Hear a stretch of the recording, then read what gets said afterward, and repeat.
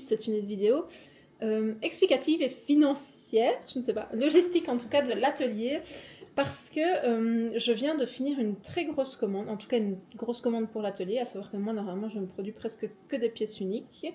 Ici c'était une commande en série plutôt, pour un club ici de la région, donc ça me tenait vraiment à cœur. J'avoue que cette commande me paraissait longue pour finalement l'impact financier de l'atelier, même si je fais avec bon cœur.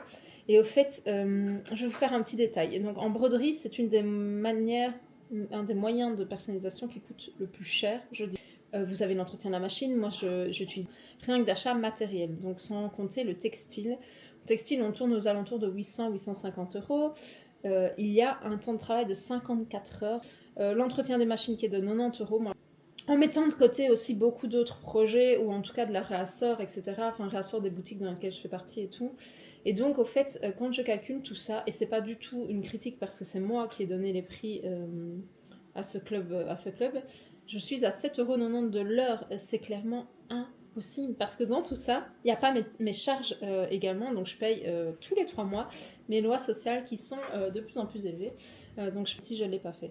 Donc ça me questionne un petit peu sur les tarifs que je pratique, en tout cas sur la série. Par exemple, la pose de flex en série, c'est quelque chose qui ne revient pas trop cher, je vais être honnête. Le flex n'est pas une matière très très chère. Quand il est bien posé, il tient très bien. Quand environ, je ne peux pas me mettre à fond sur un projet parce qu'une erreur, ça me fait perdre le textile.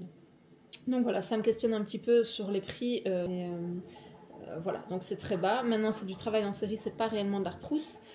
Quand je les mettrai en ligne, etc., je mettrai un petit document explicatif des matières premières, parce que moi, perso, ça me pose aucun problème de dire le prix que je paye mes tissus, ou ça me pose aucun souci. J'estime que le client a le droit de savoir, tout simplement, et qu'il doit aussi se rendre compte que c'est pas le prix des tissus en polyester de chez Shein, Temu et tous les grands trucs comme ça. Et donc, je pense faire ces petites fiches à l'avenir que je mettrai avec mes produits, et mettre à la fin ce que j'en retire peut-être aussi. Je ne ferai pas sur tous les produits évidemment, hein, mais je pense que la transparence est importante dans ce genre de métier. Et moi là, clairement, je vais être honnête, je l'ai fait vraiment de très très bon cœur parce que c'était une copine à moi, mais c'est quelque chose que sur le long terme je ne referai sans doute pas en broderie, ou alors il faut que je change ou que j'investisse dans une autre brodeuse. Avec les autres techniques c'est un peu différent. Par exemple le laser, il grave, j'ai rien à surveiller clairement. Le flex c'est moi qui le pose, c'est la machine qui coupe, etc. Mais la manipulation est bien moins importante que sur une brodeuse.